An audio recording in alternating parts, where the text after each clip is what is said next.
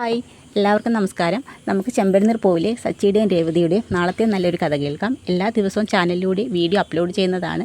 എൻ്റെ ചാനൽ ആദ്യമായി കാണുന്നവരാണെങ്കിൽ ഒന്ന് സബ്സ്ക്രൈബ് ചെയ്യണേ. വീഡിയോ ഇഷ്ടപ്പെടുവാണെങ്കിൽ ലൈക്ക് ചെയ്യണേ, കമൻറ്റ് ചെയ്യണേ. അങ്ങനെ സച്ചി ബ്രേക്കില്ലാത്ത കാറും എടുത്തുകൊണ്ട് പുറത്തോട്ട് പോവുകയാണ്. സച്ചി അറിയുന്നില്ല വണ്ടിക്ക് ബ്രേക്കില്ലെന്നുള്ള കാര്യം. അങ്ങനെ പകുതി വഴി എത്തുമ്പം സച്ചി വണ്ടി ഇങ്ങനെ പോകുന്ന സമയത്ത് ബ്രേക്ക് പിടിക്കാൻ ശ്രമിക്കുന്ന സമയത്ത് ബ്രേക്ക് കിട്ടത്തില്ല. അങ്ങനെ വണ്ടി ചെന്ന് നേരെ ഇടിക്കുന്നത് നമ്മുടെ അരുണിൻ്റെ വണ്ടിക്കകത്താണ്. അങ്ങനെ സച്ചി പോകുന്നത് നോക്കിക്കൊണ്ട് ആൻ്റണി അയച്ച രണ്ട് ഗുണ്ടകൾ സച്ചിയുടെ പുറവെ ഇങ്ങനെ ഫോളോ ചെയ്യുന്നുണ്ടായിരുന്നു. കാറ് വന്നിടിക്കുന്നത് അരുണിൻ്റെ ബുള്ളറ്റിലാണ്. അരുൺ കാണുന്നത് ബുള്ളറ്റിൽ കിടക്കുന്ന ഹെൽമെറ്റ് തെറിച്ച് വീഴുന്നതും വണ്ടി ഇടിച്ചിരിക്കുന്നത് സച്ചിയുമാണ്. അങ്ങനെ സച്ചിയുമായിട്ട് റോഡിൽ വെച്ചൊരു സംസാരം ഉണ്ടാവുകയാണ്. പെട്ടെന്ന് അരുൺ വന്നിട്ട് ചോദിക്കും, എടാ നീ എന്നെ മനഃപൂർവ്വം എൻ്റെ വണ്ടിയിൽ ഇടിച്ച് തെറിപ്പിച്ചല്ലെന്ന് നോക്കും. സാറേ, ഞാനൊരു തെറ്റും ചെയ്തിട്ടില്ല, എൻ്റെ വണ്ടിക്ക് ബ്രേക്കില്ലായിരുന്നു. അങ്ങനെ വണ്ടി വന്ന് ഞാൻ വണ്ടി എങ്ങനെയെങ്കിലും ഒതുക്കാൻ ശ്രമിച്ചതാണ്. അപ്പോഴാണ് ബുള്ളറ്റ് വന്ന് വണ്ടി ഇടിച്ചതെന്ന് പറയും. അല്ല, നീ മനഃപൂർവ്വം എന്നെ അപകടപ്പെടുത്താൻ നോക്കിയതാണ്, നിനക്ക് എന്നുള്ള പ്രതികാരം തീർത്തത് അല്ലയോടാ. നീ എൻ്റെ വണ്ടി കൊണ്ടുവച്ച് നിൻ്റെ വണ്ടി ഇടിച്ചത്. അയ്യോ സാറേ, ഞാൻ സത്യം പറഞ്ഞ വണ്ടിക്ക് ബ്രേക്കില്ല, നിങ്ങൾ വേണം ചെക്ക് ചെയ്ത് നോക്കാൻ പറയും. എനിക്കൊന്നും ചെക്ക് ചെയ്യേണ്ട, മര്യാദയ്ക്ക് നീ വന്ന് ജീപ്പിൽ കയറാൻ പറയും. ഞാൻ എന്തിനാ സാറേ ജീപ്പിൽ കയറുന്നത്, നീ ഇനി വണ്ടി ഓട്ടിക്കണമെന്ന് പറഞ്ഞുകൊണ്ട് നിൻ്റെ ലൈസൻസ് കട്ട് ചെയ്യുമെന്ന് പറഞ്ഞുകൊണ്ട് പെട്ടെന്ന് വണ്ടിയുടെ താക്കോൽ അങ്ങ് കൈക്കലാക്കിയാണ്. അതിനുശേഷം സച്ചിയെ സ്റ്റേഷനിലോട്ട് കൊണ്ടുവരും. അതിനുശേഷം SI വരികയാണ്. ആ സമയത്ത്, സാറേ, ഇവനൊരു സ്ഥിരം പ്രശ്നക്കാരനാണ്, പല കേസിൽ ഇവനെ ഞാൻ പിടിച്ചിട്ടുണ്ട്. ഇവൻ മനഃപൂർവ്വം അതിൻ്റെ ദേഷ്യം തീർക്കാൻ വേണ്ടി എൻ്റെ വണ്ടി കൊണ്ടുചെന്ന് ഇവൻ്റെ വണ്ടി തട്ടിച്ചു.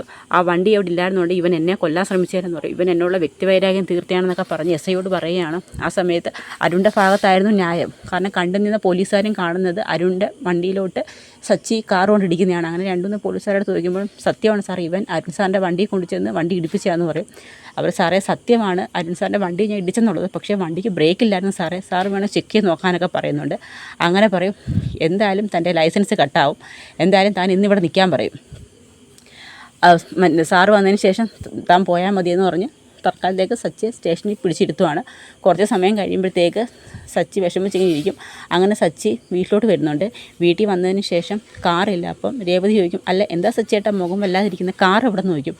കാർ സ്റ്റേഷനിലോ, എന്താ കാര്യം? അത് കാറ് പോലീസുകാർ പിടിച്ചെടുത്തെന്ന് പറയും. എന്താ കാര്യം?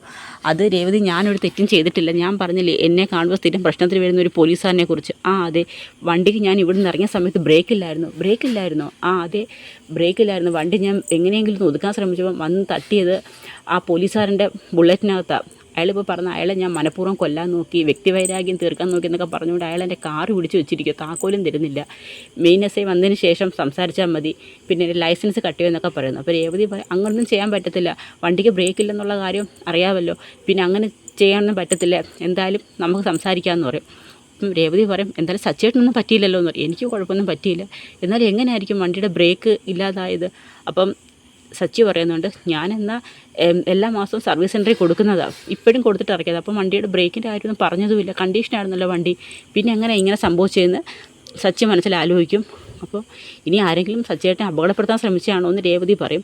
അപ്പോൾ ആ വഴിക്കും സച്ചി ആലോചിക്കും, അത് ശരിയാണല്ലോ. ആ സമയത്താണ് നമ്മുടെ വർഷയും ശ്രീകാന്തും കൂടി അങ്ങോട്ട് വരുന്നത്. എന്താ സച്ചിയേട്ടാ, കാർ എവിടെ? അങ്ങനെ നടന്ന കാര്യങ്ങളൊക്കെ ശ്രീകാന്തിനോടും വർഷയോടും പറയുന്നുണ്ട്.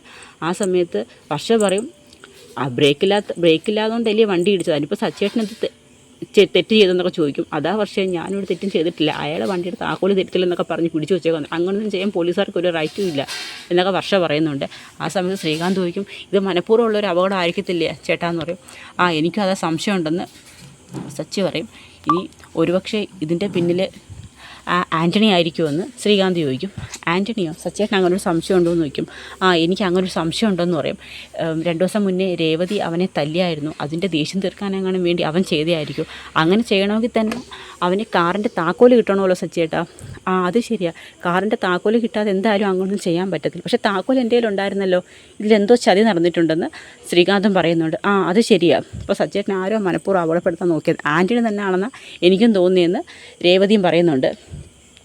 അങ്ങനെ സച്ചി അതിനെക്കുറിച്ച് ഇങ്ങനെ ആലോചിക്കുകയാണ്, എങ്ങനെ ആയിരിക്കും ഇങ്ങനെ ഒരു പണി കിട്ടിയെന്നുള്ള കാര്യം ആലോചിക്കുകയാണ്. ആ സമയത്ത് ആൻ്റണിക്ക് നല്ല സന്തോഷവും. ആൻ്റണിയുടെ അടുത്ത് വന്ന് ആൻ്റണി അയച്ച ഗുണ്ടുകൾ പറയും, ആൻ്റണി ചേട്ടാ, അവൻ്റെ വണ്ടി എന്തായാലും പോലീസ് സ്റ്റേഷനിലായെന്ന് പറയും. അതെന്തായാലും നന്നായി, കാരണം ബ്രേക്കില്ലാത്ത വണ്ടിയും കൊണ്ട് പോയിട്ടും അവനൊന്നും പറ്റിയില്ല, പക്ഷെ അവൻ മരിക്കേണ്ടതായിരുന്നു, എന്തോ ഭാഗ്യം. പക്ഷേ ഒരു പോലീസുകാരൻ്റെ വണ്ടിയെ ചെന്നിടിച്ചത് ബ്രേക്കില്ലാത്ത വണ്ടിയായിട്ട്, അതുകൊണ്ട് ആ വണ്ടി എടുത്തുകൊണ്ട് പോലീസുകാർ പോയെന്ന് പറയും. അപ്പോൾ ഞാൻ കുറച്ചാൾ അവൻ ജയിലിൽ കിടന്നോളൂ എന്ന് പറയും. എന്തുമായിരുന്നു അവളുടെ ഒരു നെകളിപ്പ്. അവൾ ആൾക്കാർ നോക്കി നിൽക്കുക, എന്നെ അടിച്ചതാ, അവളെ ഭർത്താവിനെ കൊണ്ട് അവൾ കുറച്ച് കരയട്ടെന്ന് പറയും. അതിനുശേഷം അരുണും ദേവും തമ്മിൽ കാണുകയാണ്. അങ്ങനെ ദേവുവിൻ്റെ അടുത്ത് വന്നിട്ട് അരുൺ പറയുന്നുണ്ട്, എന്താ അരുണേട്ടാ ഭയങ്കര സന്തോഷം? അത് ഞാൻ നിൻ്റെ അടുത്ത് മുമ്പേ പറഞ്ഞിട്ടില്ലേ ദേവു, ഒരു സ്ഥിരം പ്രശ്നം ഉണ്ടാക്കുന്ന ഒരു റൗഡിയെക്കുറിച്ച്. ഇന്ന് അവനും ഞാനും തമ്മിൽ പിന്നെയൊന്ന് ഉരസി. അതുകൊണ്ട് അവന് ജയിലിൽ കയറാനുള്ള വകുപ്പായെന്ന് പറയും. എന്തു പറ്റി? അവനെ മനഃപൂർവ്വം വന്നിട്ട് എൻ്റെ വണ്ടിക്കകത്ത് കൊണ്ടുവന്ന് ഇടിച്ച് തെറിപ്പിച്ചു. എൻ്റെ വണ്ടി കിടന്ന ഹെൽമെറ്റും തല്ലി താഴെയിട്ട് അവൻ്റെ വണ്ടി കൊണ്ടുവന്ന് ഇടിച്ചു. എന്നിട്ട് അവൻ എന്നെ കൊല്ലാൻ ശ്രമിച്ചെന്ന് പറയും. കൊല്ലാൻ ശ്രമിക്കുക? അതെ, ആ വണ്ടിയോട് ഇല്ലായിരുന്നെങ്കിൽ ആ വണ്ടി ഓടി വന്ന് എൻ്റെ ദേഹത്ത് കയറിയേനെ. അരുണേട്ടൻ എന്തായി പറയുന്നത്? അതേ, ആരായാലും ഒരു ഗുണ്ടയാ, അവ സ്ഥിരം പ്രശ്നക്കാരനാന്ന് പറയും. അവൻ ഞാനുമായിട്ട് നേരിട്ട് കണ്ട പ്രശ്നമാണെന്ന് പറയും. അവൻ പറയുക അവൻ്റെ വണ്ടിക്ക് ബ്രേക്കില്ലെന്ന്. ചുമ്മാതെ അവൻ മനഃപൂർവ്വം എന്നെ അവിടെപ്പെടുത്താൻ നോക്കിയതാണ്. അപ്പോൾ ദേവ് പറയും, ചിലപ്പോൾ അയാൾ പറഞ്ഞ സത്യമാണെങ്കിലോ, ബ്രേക്കില്ലാത്തതുകൊണ്ട് ബ്രേക്ക് പിടിക്കാൻ ശ്രമിച്ചപ്പോഴെങ്ങാനും ഒരുപക്ഷെ അരുണേട്ടൻ്റെ വണ്ടിക്കകത്തൊന്ന് ഇടിച്ചാണെങ്കിലോ, എനിക്കത് വിശ്വാസമൊന്നുമില്ല, അവൻ മനഃപൂർവ്വം കൊല്ലാൻ ശ്രമിച്ചതാണ്. ഇനി അവനെ ജയിലിൽ കയറ്റാനുള്ള ഒരു പണി ഞാൻ കൊടുക്കുമെന്ന് പറയും. അതിൻ്റെ പേര് എനിക്ക് ഇവിടുന്ന് ട്രാൻസ്ഫർ വന്നാലും പ്രശ്നമൊന്നുമില്ലെന്ന് പറയും. അരുണേട്ടൻ എപ്പോഴും ട്രാൻസ്ഫറിൻ്റെ കാര്യം പറയാതെ, അരുണേട്ടൻ ഓരോരോ സ്ഥലത്ത് ഇങ്ങനെ മാറി സ്ഥലം മാറ്റമാകുമ്പോൾ വയ്യാത്ത അമ്മയുടെ കാര്യം ഓർക്കണ്ടായോ, അമ്മ എപ്പോഴും ഇങ്ങനെ യാത്ര ചെയ്യിപ്പിക്കണ്ടായെന്ന് ചോദിക്കും. എന്തായാലും അവനായിട്ടൊരു പണി കൊടുക്കാൻ കിട്ടിയാൽ ഞാനത് മാക്സിമം ഉപയോഗിക്കുമെന്ന് പറയും. എനിക്കവനെ കാണുന്നത് തന്നെ ദേഷ്യമെന്നൊക്കെ ദേവുവിനോട് പറയുന്നുണ്ട്. അപ്പോൾ ദേവുവിന് അറിയത്തില്ല സ്വന്തം ചേച്ചിയുടെ ഭർത്താവിനെ കുറിച്ച് ഈ അരുൺ ഇങ്ങനെ പറയുന്നതെന്നും അരുണിൻ്റെ ഏറ്റവും മുഖ്യ ശത്രു സച്ചി എന്നുള്ള കാര്യമൊന്നും. അപ്പോൾ അവർ തമ്മിൽ നേരി കാണുമ്പോൾ മാത്രമേ ശരിക്കും എന്തെന്ന് വെച്ചാൽ മനസ്സിലാകത്തുള്ളൂ. അപ്പോൾ അതിൻ്റെയൊക്കെ വരും കഥകളും വിശേഷങ്ങളുമാണ് നമ്മൾ നാളെ കാണാൻ പോകുന്നത്. വീഡിയോ ഇഷ്ടമായ എല്ലാവരും ഒന്ന് സപ്പോർട്ട് ചെയ്യണേ. എല്ലാവർക്കും ഒരു നല്ല ദിവസം നേരുന്നു. നന്ദി.